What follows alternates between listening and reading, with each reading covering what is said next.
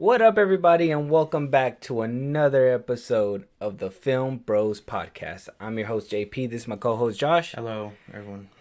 Go ahead and let them know where they can find us, Josh. Oh my god. At FilmBros podcast on Twitter and TikTok.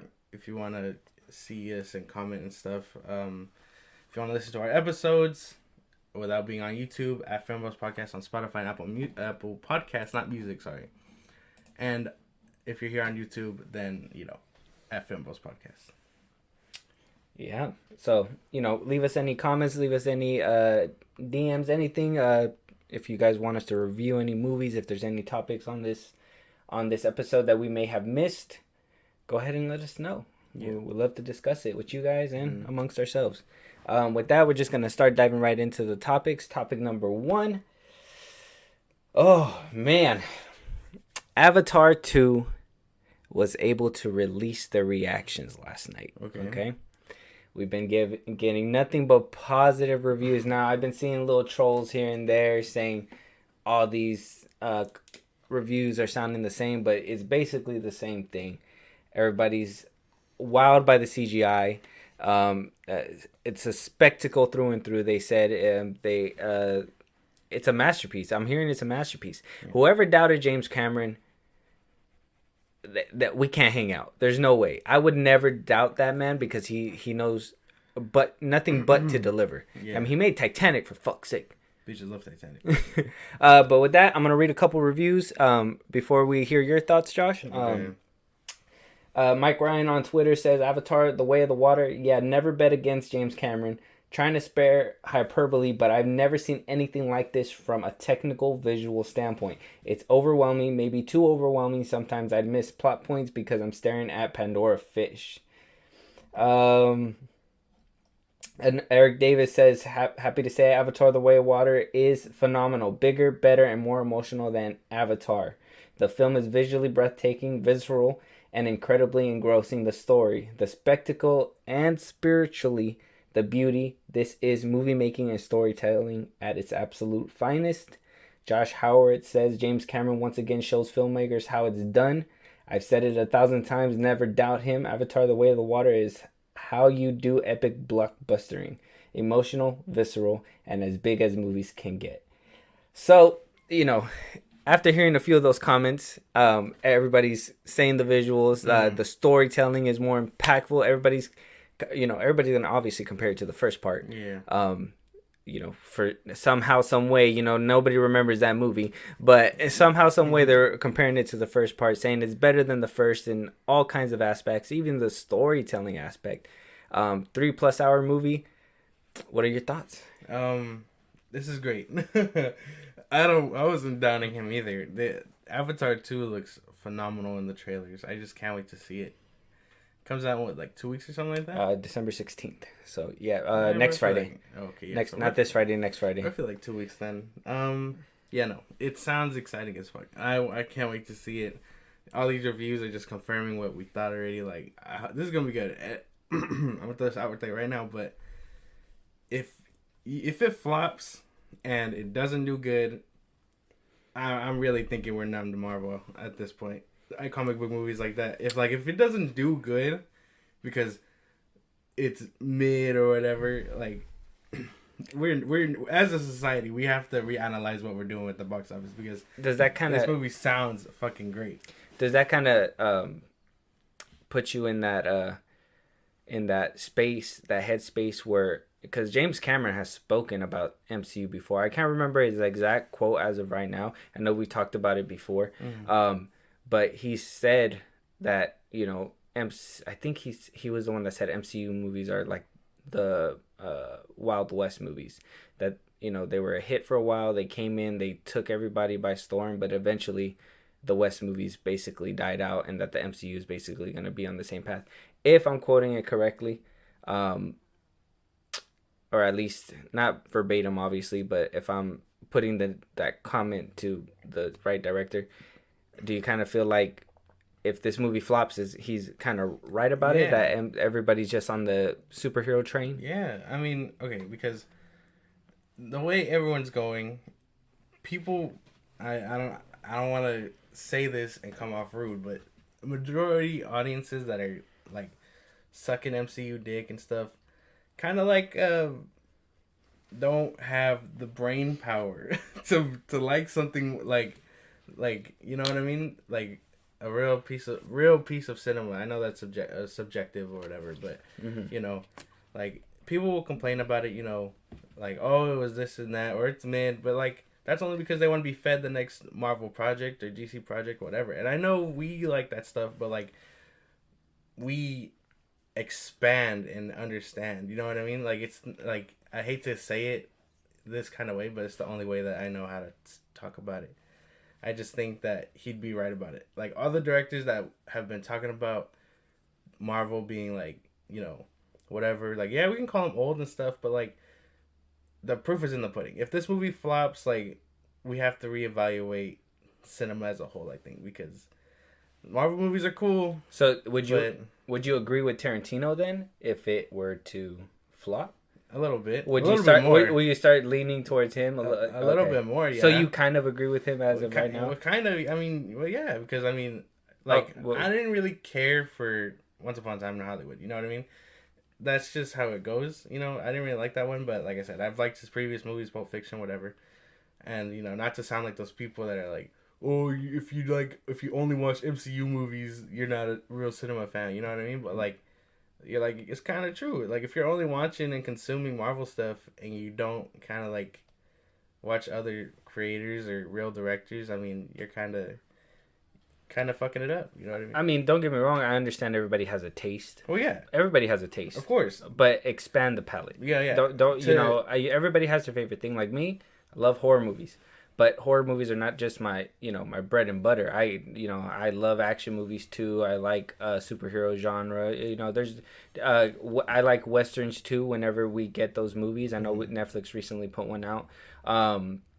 So it's good to have a variety. Oh, yeah. But I think the whole connectivity of Marvel, which is a great thing, but also a bad thing, is that, you know, people are only going to buy tickets to watch Marvel stuff. Yeah. Extra people and you know, in boatloads. Whereas you know, these films that are meant to be big and spectacle and, you know, maybe a one-off sometimes. You know what I mean? It's not in this case with Avatar 2: The Way of the Water. Obviously, we got a lot of sequels coming in, and you know, maybe this is James Cameron's answer to the MCU. Yeah. You know what I mean? Have a connectivity, but not with superheroes, with actual, how he puts it, actual storytelling, actual, you know, good visuals. You know, Marvel's been lacking on visuals as of late. Yeah. Storytelling can get a little bit better with Marvel as well. You know, a lot of people could say there's only so many stories that can be told, but when you tell those stories right and put the extra effort into it and put some depth into it, yeah, those stories hit. Well, yeah. And like that's like another thing where it's like, you know, if you're tired of the Marvel formula, you should be watching something fresh. Avatar 2 can be that. Even if you want to, like, and that's what I mean, like, if you're only watching like those things, again, everyone has a taste, but if you're only watching one of those things and then you go see Avatar 2 or whatever, trying to expand your palette, and then you're like, nah, this shit was mid because it didn't have so and so, or it didn't have cameos, or it didn't have, you know, whatever else, like it kind of just fucks it up for everybody. So, like, again, if it fails and it flops, we have to reevaluate the movie-going experience and movies in general. Yeah, I agree. But, you know, mostly positive reviews. You know, you're always gonna have those trolls and those haters on Twitter, on any platform. They're always gonna tell you negative stuff, even before they probably even seen the movie. Because I'm still hearing these comments. Oh, you're comparing it to a movie that nobody's ever even remembered after. It was a movie that came out, 13 years ago. Don't get me wrong, this sequel's long overdue, and I will admit that. But come on, it's James Cameron. And when James Cameron comes out and he tells you that he has a whole storyline that not just waves through 2, but goes to 3, 4, 6. 5, even has potential for 6 or 7, you know that he has a plan. Yeah. There's a roadmap. Kind of like how Fahy started the MCU when he had a plan to get us to Endgame. You know, maybe James Cameron... You're the ice cream truck. Maybe James Cameron doesn't want to go as far as like 30 plus movies in order to tell a whole story. Yeah. But if he stops at 10, if he stops at that 7, like, and he can tell cohesive, great stories throughout all those movies, it's a great experience. But with that, I mean, nothing but good reviews. Obviously, we're going to get our tickets. You guys should too. Make sure you guys go out there, check out Way of the Water. Don't let anybody deter you, okay? James Cameron is a master at the craft that he has literally not only grew up with, but also left his own imprint on. Exactly. So, I mean, just go see the movie. I hope it does good. I want to see the rest of it unfold. Maybe 6 and 7 is borderline pushing it, but I would like to see it to its fulfillment. Yeah, so let us know. Are you guys going to watch Avatar 2? Are you guys getting discouraged by these comments? Are these reviews helping anybody? Just let us know in the comments or let us know at FilmBros Podcast on Twitter. Another piece of rumor going around the rumor mill, speaking of the MCU. So now that Bob Iger's been back, you know, there's been a slew of rumors, okay? So we got, you know, Apple potentially buying Disney. Why that would ever happen, who knows? But you know, I'm never gonna say no to something. Who knows if it's gonna benefit them? At one point, they were saying that Disney was thinking about buying Netflix. Plausible, but here within the MCU, we're hearing that we're getting a revamping. Yes. Okay. That Bob Iger wasn't happy with what Phase 4's mixed reviews were. Basically did not like the quantity over quality, to put it short. I mean the quantity over quality. He wants more quality over quantity. I'm hearing that like series like Agatha, Coven of Chaos is getting revamped into one of those presentations. We're hearing that a few of the slates may drop. That some may go to presentations, some may go to series, and then some may be movies. Kind of like what they did with Armor Wars and all that. You know, with Bob Iger back in the seat, you know, a lot of people say, or maybe it's half. Some people really love Bob Iger. Some people say he started the train that Bob Chapek was running on. Now, I think they're two different people. I think Chapek was really just trying to prove something in the first few years. Be like, hey, we can put out all these shows and we're going to get so good reception, and you know it just didn't happen. So Bob Iger's going to scale it back. You know, hopefully we don't get rid of those R-rated movies like Daredevil Born Again or Blade. Hopefully Deadpool. You know we can keep Deadpool. Hopefully we can keep that now that Iger's back. But what do you think about, you know, shows becoming movies or movies becoming shows? Maybe shows being done with altogether and just being presentations. We've seen how it turned out with Werewolf by Night and the holiday special. What do you think? I think presentations could be the way to go, which is really cool. Like Werewolf by Night was really cool and the Christmas special was nice. I think they could do well if they just minimalize CGI and, you know, make it look as dope as possible. You know, because you can do that with practical stuff. It's just, you know, it's easier to bake the whole cake in CGI, you know what I mean? But I think that sounds cool. I like that it is going to be quality over quantity. People have been saying that forever, but I don't think basing it off Phase 4's reviews is kind of the way to go, I think. Because a lot of those reviews are from people that had a problem with people of color, women in the MCU, things like that. So like I hope he does it well enough to still include those factors, because, you know, those reviews are gonna come out either way. You know, like you can make a movie with a female lead or person of color, and you know there'll still be like, oh, why are you trying to be woke or whatever, you know what I mean? So like you're gonna get those reviews anyway, but switching it up because Phase 4 did most of it is kind of weird, I think. Yeah, I mean, all that aside, I don't want to dip into the whole MCU stuff and being woke and all that stuff. I want to, if the stories were right and things fit, I mean, I didn't have a problem with it. I wouldn't ever go as far and say that that's the issue with Marvel. I think the issue with Marvel is that CGI problem, the VFX thing. A lot of the storytelling wasn't really all there. You could tell in some of the shows they tried to stretch the story as far as it can when it could have just easily been told in maybe like an hour and a half. Um, it's just they wanted to put out content, and with Disney Plus coming, opening up, and they're like, well, we need to put some kind of content out there. Marvel was like, got you, fam.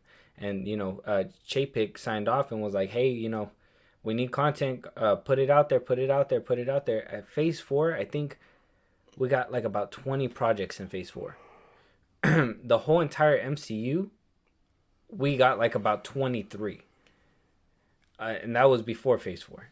In one phase, we got what we got in 3 phases. Mm-hmm. So I kind of feel like it's kind of an issue, and it's not only gonna hurt in the visual effects standpoint, it's gonna hurt in the storytelling standpoint, because like I said, you can only tell a story in so many ways, but depending on how much care, how much eyes are on the product, how the handling of the product, like the only way you're gonna get that care is if if Kevin Feige went over there and kind of wrapped everything up, put his little stamp of approval and everything and all that stuff. But when you got like 20 of them, he doesn't have time to individually inspect. You know what I mean? That's what, in my opinion, he was a little stretched thin with this phase, because he had this show that he had to worry about. He had this show. She-Hulk literally said, hey, we're done with VFX. They're on the next project. They had to go from one show to another, go to Wakanda Forever to finish that movie, because it was going to be coming out soon. So with this phase, I mean, that whole, like I said, that MCU thing, the whole wokeness, whatever, that can all go out the window if we were getting compelling stories, getting great products, great movies, great, emotional stuff. Because there was a few of these projects, Miss Marvel, She-Hulk, Thor Love and Thunder, mid-ranges, Hawkeye, Falcon and Winter Soldier. This is just my thoughts on it, initial thoughts. Okay, don't jump on my throat. Okay, it's just phase 4 did not come up the way they were hoping it was, and it's good that Iger's at least taking a look at it and thinking, you know what, maybe it was too much, and maybe we should scale back so we can give that quality, the quality back to these movies and shows. I just hope it works out, because a lot of it is just, useless stuff. And if you saw the leaked list of phase 5 and 6, that shit had a lot. Like, dropping month after month type shit. I'm sure they're going to revamp all that and kind of dwindle a lot of those. I don't think a lot of those are going to see the light of day. There's no way that they're going to push out. And if they do, believe me, Marvel will be done before phase 8. If as many projects were on that leaked list was there, people are going to be gassed out by the 8th phase. 100%. Even then, dude, that's even if we make it, because like people could be, because the world's ending. No, well, I was gonna say that, but like world pollution and all that. But like even after Secret Wars or whatever, people could just be like, "Fuck, dude, I need something else." If Secret Wars is this big cameo fest and people are just, and the rumors are right, and it turns out to be true, like, I think people are just gonna want to see that one for cameos, and again, that doesn't make a good project.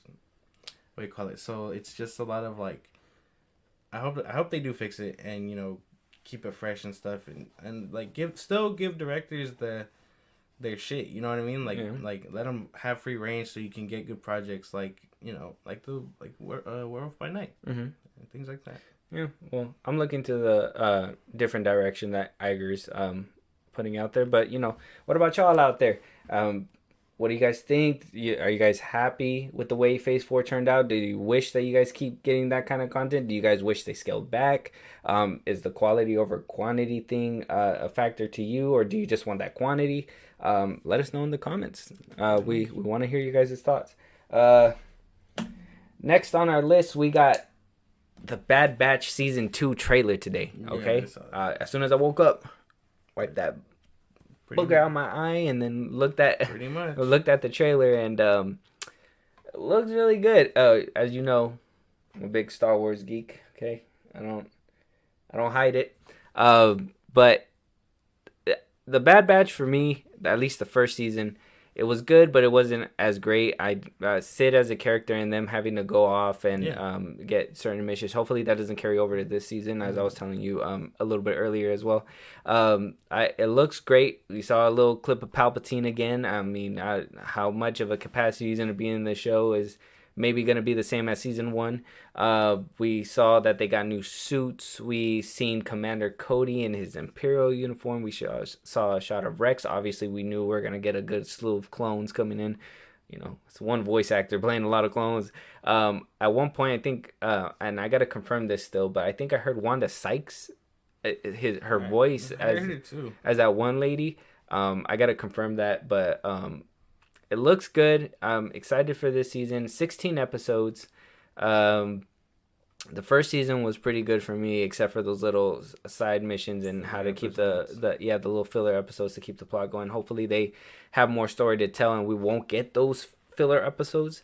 But I know you saw the trailer. What were your thoughts? Yeah, no, I liked it too. Season 1 was cool. I did enjoy that one, but again, filler is just a big problem. I know, kind of moving the story without stepping on toes and stuff is kind of hard for them because they're just filling in the gaps at this point. But like, I don't know. I hope it does look cool. The suits did change. The Bad Batch's suits are like orange and gray now instead of their red and black for some reason. So I hope they address that. That was my big thing. Like, is it just for? Because they're good guys now. They've always been good guys. They're hiding. Oh, okay. You're lucky they're not pulling the Marvel thing and just putting hats on and the glasses. Commander Cody was cool. I know people were really hyped or they were trying to see him in season 1. So it's interesting that they took that turn and now it looks like he's gonna be more involved and stuff. Yeah, because I think in the novels, I think that he dies after Order 66 or he does something. So they were trying to see how he plays in the whole Disney canon. You know what I mean? Mm-hmm. So, and then another thing that I had pointed out to you too is the suits changing. In the trailer, they're showing you that we're going through an actual transition. If you guys seen the Clone Wars show, you guys know there was no transition. I think from one season to the next. I think it was 3 and 4, or 2 to 3. I forgot what season it was, but they just wound up having the suits at one point. So it's cool that we're seeing that transition. And even in the first season too, we're seeing that transition from clones to Imperial troopers and stormtroopers and all that. This show looks really good, and off the heels of Andor, I'm hyped for Star Wars. I mean, I'm hoping the same kind of production value goes into this one, but it is a cartoon, and we'll see what happens, right? Yeah. And as for this, I mean, yeah, I hope so. I think, man, if I could rewatch Andor, I would, like just from the beginning. But like, you can. It's on Disney Plus. No, I mean like without knowing what happens and stuff. Mm-hmm. Like if I could go back, I would. But like, I hope Bad Batch does well. I know 2023 has a lot of Star Wars projects in it too, like Mando season 3, and then I think Ahsoka's supposed to drop like by the end of the year or something like that. So, good year for Star Wars, I guess. Yeah, if you guys are a Star Wars fan, we're being fed. No movies yet though. No movies yet. Still writing letters to Lucasfilm about that. But as for the suits, it's interesting that they are doing that. I think it's to differentiate for real for soldiers, like the volunteering ones versus the clone ones who are supposed to be like training them and outgrowing them and stuff. So I mean that's cool. But like you can still tell who was a clone and stuff. Like Cody doesn't have his orange anymore. Mm-hmm. Sad times for he's wearing all gray and stuff. And then there's what's his name? The sniper. Oh, yeah, I forgot his name too. Yeah, I forgot his name. Yeah, he's a traitor. He's a traitor. Yeah. But he's changed too, right? He has a different suit. I believe. Like yeah. Yeah, but the trailer looks good. It looks dope. Let us know in the comments. Are you guys excited for season 2? Have you guys not even seen season 1? Go check it out. And fun fact for you guys, since we're on the topic of Andor for a little bit, I also heard and got word that they're going to be nominated for Best Drama. So and I think he's getting nominated for best actor as well. So I mean, if you guys haven't seen Andor, it's a nominee now.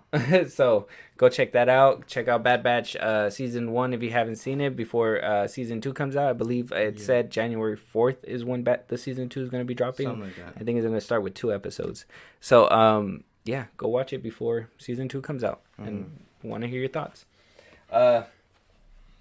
Next topic, we also saw a new trailer from the Blumhouse Productions, Megan.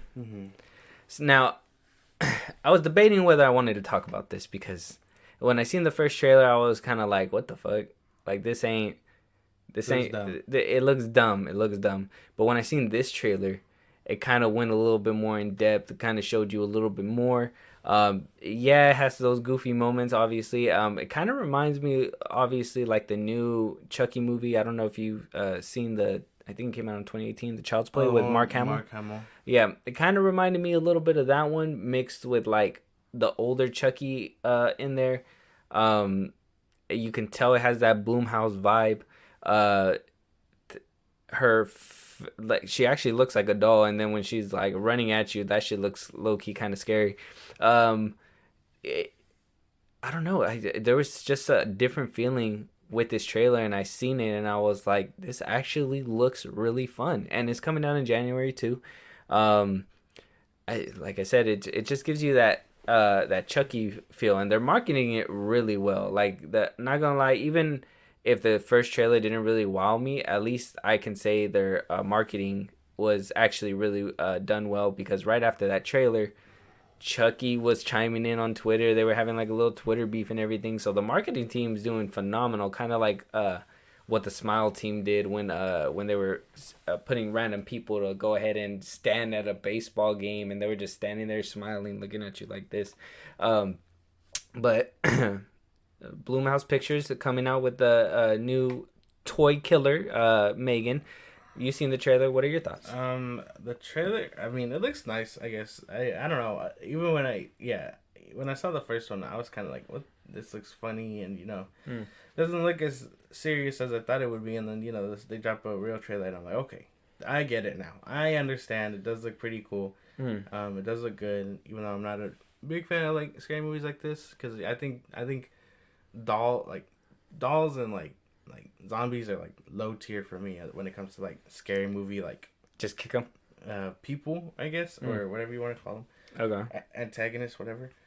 But it does look good. I think the doll does look a little goofy, but I mean, like you said earlier, that is because it's supposed to look like a doll. But I just think it looks a little too cartoonish for me. But other than that, it looks good. You could tell it really has that like glossy look, like what are those called? Like the porcelain dolls? Yeah.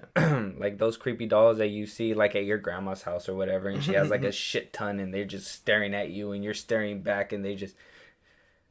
Yeah. It's coming from a dark place. Yeah. But I don't know. This trailer really did something different, and it shows that it's going to have like this kind of humor that Chucky has, right? But in a different way, obviously. More of a protective stance for the little girl from what the trailer was showing. Not really to do it to go on a killing spree, but thinking, hey, this is the way that I need to protect my owner. And it shit just goes balls off the fucking rails after that. At one point she was dancing, and I was like, okay, get it. And then she picked up a blade, and I was like, wait, whoa, hey bro, like, we're just having a good time. But yeah, with that, I mean, did you guys see the new Megan trailer? It looks pretty good to us. Way better than the first trailer. Don't watch the first trailer. But if you want to see what the marketing team put out, like I said, they actually are doing a really good job with this movie. Yeah. But moving on to our next topic. But we'll start with a different one. So I heard, or there's some rumors going around that, it actually came from the Batgirl directors themselves, that they had a meeting with James Gunn and Peter Safran, or they have a meeting coming up to discuss future DC plans.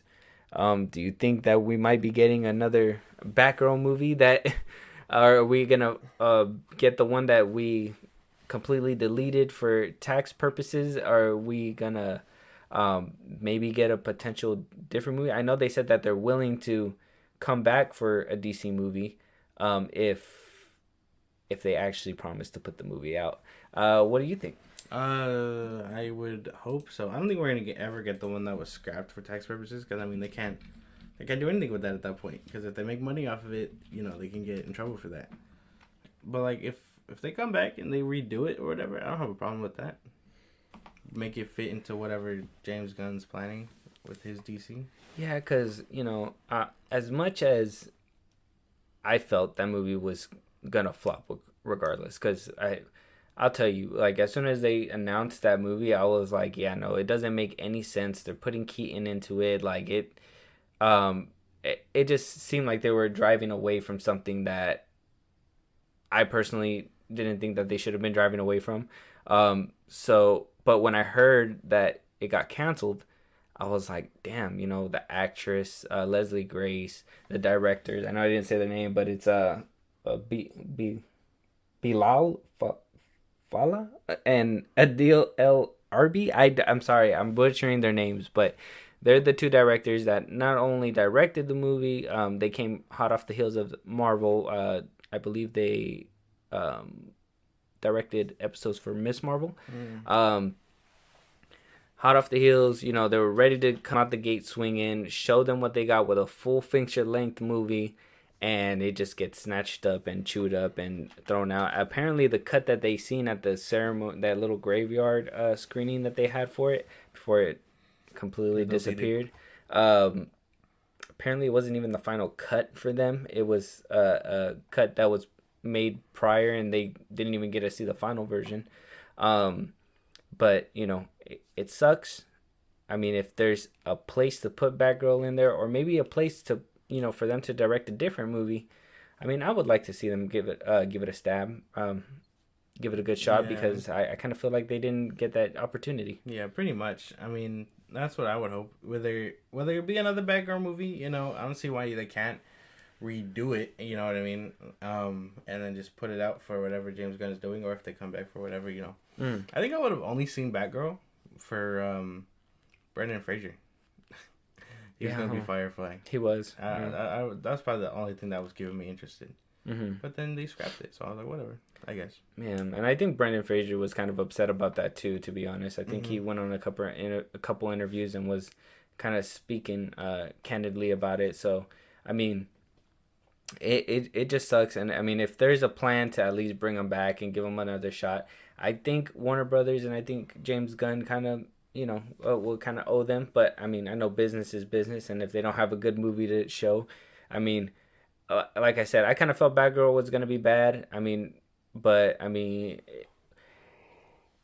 I have that sympathy that we couldn't even judge it for ourselves. You know what I mean? Regardless, even if I thought it was gonna be bad, I would have been willing to leave my bad thoughts at the door, come in open-minded, and try to make sense of the movie and all that stuff. But it always sucks when a creator's vision's been robbed, and it seems to be a trend happening as of lately as well. So it's a terrible thing. Yeah, no, it does suck, but it is what it is. If they're getting their second shot, hopefully they take it and it lands on its head. Mm-hmm. Agreed. So that's gonna move us to our next topic. Okay, we got. So Deadline says, well, let's go ahead and say for Black Adam, okay? Why do we keep talking about this fucking movie? You gotta, we gotta talk about it. Is it got something we gotta talk? Okay. Why do you want Black Adam to die? I thought you loved the movie. What are you saying? I thought it was Dwayne Johnson's best piece of work, man. You're covering that like I can read it, but you can't. Just. What is it? Okay, so apparently it was projected to lose $50 to $100 million, but now we're hearing good news. It might net 50 mil to 75 mil. From streaming and iTunes and stuff like that, is basically picking up the slack. So it's not only gonna break even, but could make about 75 mil. Yeah, cool. Not too bad, right? Um, so with that, there's been some rumors going around saying that there's development for Black Adam 2 already and a spin-off focusing on Hawkman. So What the fuck? it sounds like and this is coming from Deadline. It says that their sources are from Seven Bucks Production, which is Dwayne Johnson's label, his production company. Fuck, man, I don't know what to tell you. I mean, you were right. It says at the beginning you said Black Adam 2. So, I mean, if they're developing it and, maybe if James Gunn already had put it into his plans and already thought about it, like, hey, yes, we are going to be introducing Black Adam some more. We're going to bring him in some more. Um, it's good. And honestly, Hawkman, in my opinion, was one of the better parts of Black Adam. So it's good that we're getting a spin-off over here with him. Black Adam 2, the first one didn't really wow me, but if they're willing to make it into a better movie and put it in a greater universe, the DCU, not DCEU, I'm willing to give it a shot, man. I'm willing to look at it. What do you think about all these news about your movie, The Black Adam? I mean, it's cool, I guess. Yeah, it is gonna break even and stuff. I hope we do get the sequel. I've always said that. But I don't know. Like, Hawkman was cool, but worthy of his own spinoff. They should do a whole JSA spinoff. Focus on that team. Like, where was everyone else? Yeah, I mean, I prefer that over like a. Honestly, I feel thing. like Hawkman kind of stole the show. Now, don't get me wrong. There was a couple of dumb scenes, like him running up the stairs to the tower when he obviously had wings. There was a few dumb things that happened within the movie, in my opinion, but I think he put on a good performance. And even though he was basically the punching bag in the movie, in my opinion, he did well with what he could. That little emotional moment that he had for Dr. Fate and his friend, and it just I feel like he's well deserved for a spinoff. Now Black Adam 2. I'm not trying to be I'm not trying to be a party pooper, but Oh my God. I mean, if we do get one, if it is happening, I'm all for it.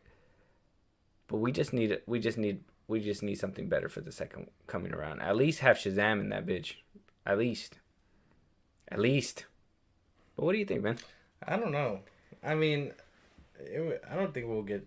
I know that sounds terrible. I don't think we'll get Shazam just yet in a Black Adam movie. Maybe they'll do their second and then they'll clash in his third or whatever. Mm-hmm.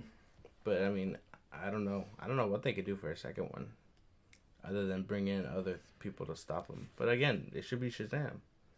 So maybe they fight in his sequel and then they rematch in Shazam's third movie. I don't know. Mm-hmm. But I mean, I still want to see the sequel. I just don't know what they would do as a bad guy, unless they dive into like the politics of it all. Yeah.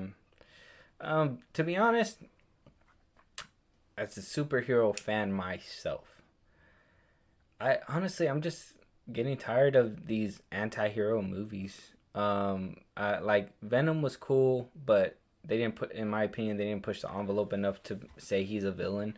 He was honestly a genuinely nice dude. He fucking ate the heads off robbers and shit for a while. That's right. He's the lethal protector. Exactly. And like, don't get me wrong, I get it.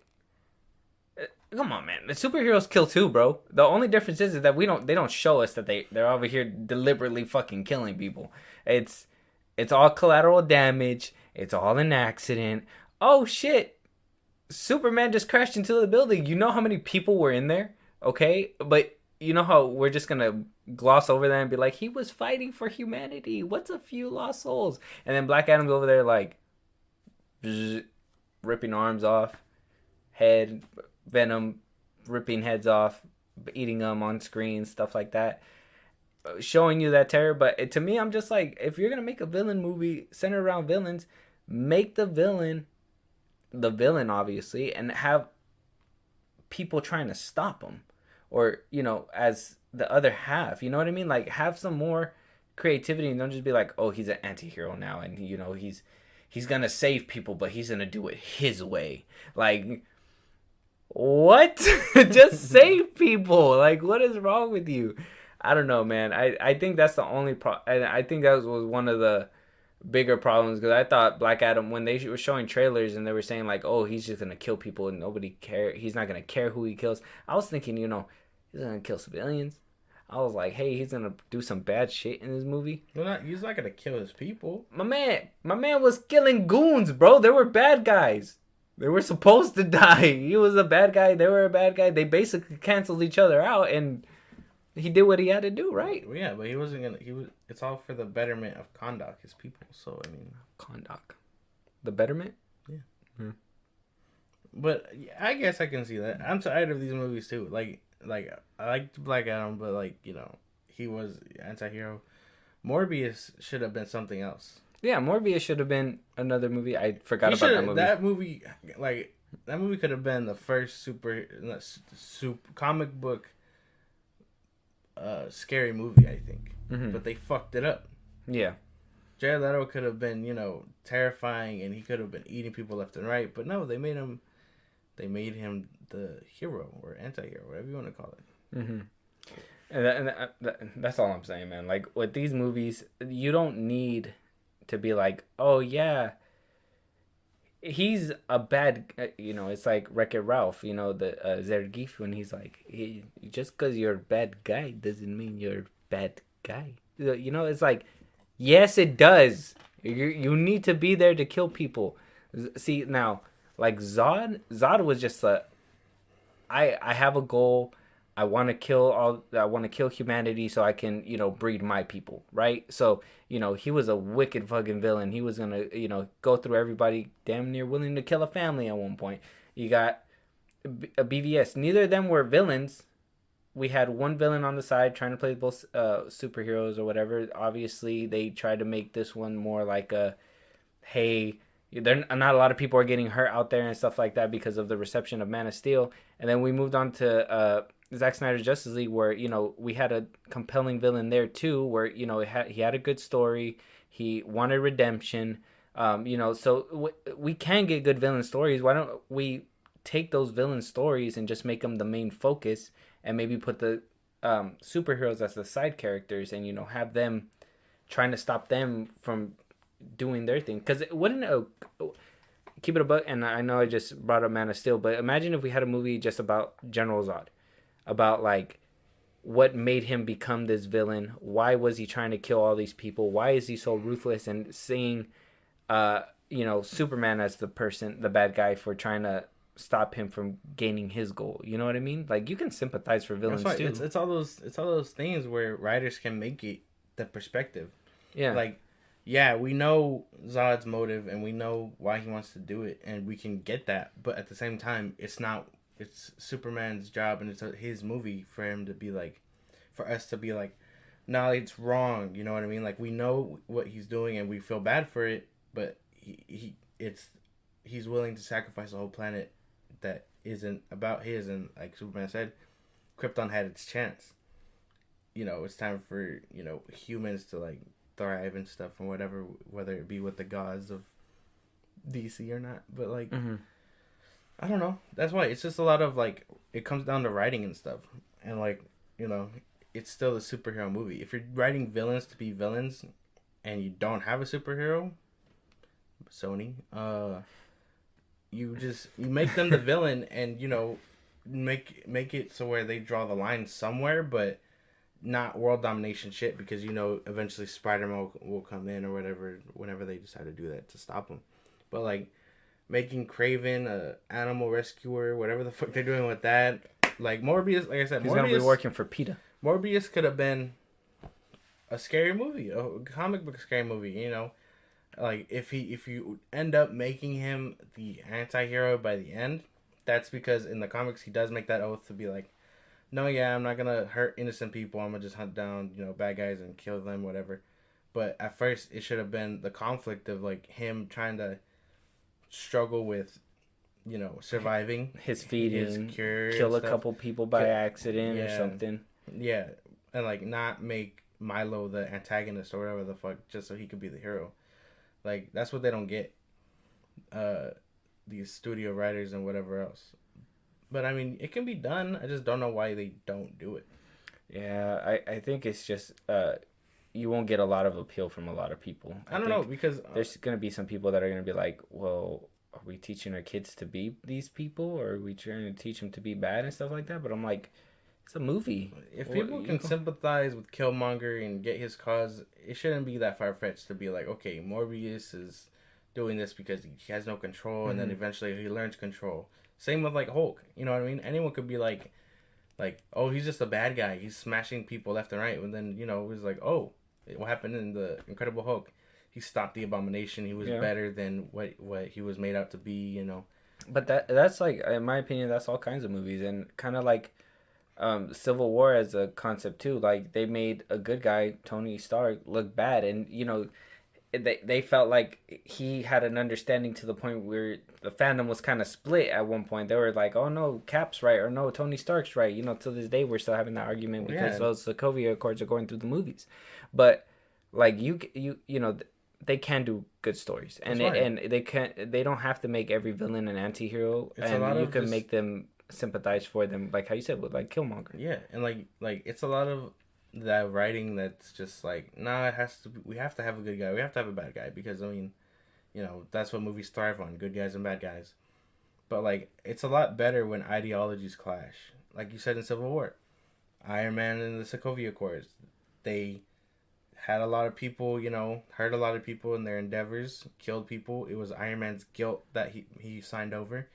While Cap was mainly like, well, no, what we do is for the betterment of people. Sure, it happens and we can't control it, but in the end, it's more of like the lives of the many outweigh the lives of few, And I know that's kind of fucked up to look at it that way, but it's just a lot of like ideals clashing, and like a Black Panther as well. Like he just wants to focus on his people. Why does he have to be in charge of everybody outside of Wakanda? While Killmonger was like, no, it's your obligation as king to help your people, whether it be in Wakanda or out of Wakanda. Like, you know what I mean? So it's just a lot of clashing of ideals when it comes to those movies. It's not.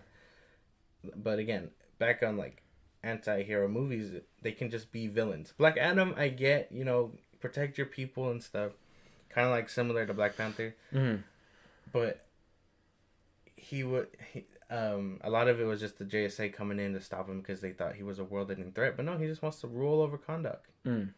So he can be an anti-hero, I guess. But like, not every villain shares that motive to protect people, because not all of them own a country. A good example is Doctor Doom in the comics. What do you call it? Sure, he does bad shit, but he also runs Latveria. Any Avengers that roll up to him in Latveria, he's gonna deal with them properly, because A, he runs that bitch, and 2, they shouldn't be there because that's his home and his people. Yeah. So, and even then, it's kind of fucked, because like if he goes out of Latveria and stuff, he gets diplomatic immunity. I don't know if you knew that. So he can do his bad shit, and then he'll still be like, nah, he gets to live in Latveria like nothing. Damn. No, I didn't know. But like, yeah, it's just a lot of that, I think. But I mean, it can be done. They just don't do it for some reason. Yeah. Well, I mean, hopefully we get a better, movie. And I know that I give Black Adam a lot of slack on this pod and everything, and I or a lot of grief, not slack. Of this shit. I give it a lot of grief, and it's because I thought that it was gonna do better than what it was. Now, granted, and maybe it's me changing my viewpoint on it as well. Granted, nobody thought Black Adam was gonna make $1 billion, correct? No, nobody thought that, right? He's a secondary character to a character that's already a secondary character.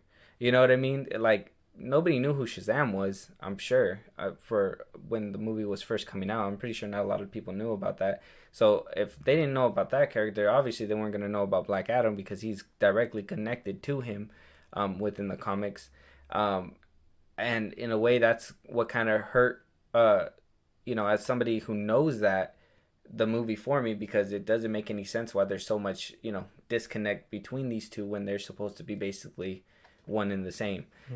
So it at least it raked in what it could. At least it's breaking even now. At least it's if it's making that little bit of extra cash on top of it, good for The Rock, good for the whole movie at the end. Now, when I say good for The Rock, I say good for The Rock, but at the same time, we got to be able to give him a little bit of the blame. It's been 15 years since he was announced as Black Adam. He says that this was his baby. He's been changing it. He's been directly involved with this movie. So, as well as it, it may have ended its box office run now. It could have done better. And, maybe you can blame the marketing team a little bit too, because even the trailers were kind of like, what's even happening? What's going on here? Kind of trailers. And honestly, the way The Rock was kind of marketing it was going to be like this big showdown. I guess the best way to put it was back in his WWE days. He'd be like, well, yeah, I'm going to take this guy on and I'm going to take the belt. And that was basically what I felt like he was doing with Superman. So, I mean, for what it's worth, good that Black Adam's getting at least a second shot at the box office, and hopefully this time around it could wow a lot more people. Because I don't want them to completely get rid of the character, because I would like to see Shazam go up against him one day, or even Superman if that's ever going to happen. That'd be pretty good too. But yeah, with that being said, what are your guys' thoughts out there? Are you guys excited for a Hawkman spinoff? Are you guys excited for Black Adam 2? Did Black Adam 1 do... Move it neat. Jesus. Did Black Adam 1 do what it needed to do in order to warrant this sequel? Let us know in the comments. We want to hear your guys' thoughts. But that's going to be the end of this show. If there's any topics that we didn't bring up, any topics that you guys feel we need to discuss, any movies that you guys want us to review, Josh, go ahead and let them know where they can let us know. At FilmBros Podcast on TikTok and Twitter. And if you want to watch it or listen to our other episodes, whether it be while you're working out or, at work or whatever, on the toilet. Spotify and Apple Podcasts at FilmBros Podcast. And if you're here on YouTube, at FilmBros Podcast. Yeah, because, we're on YouTube.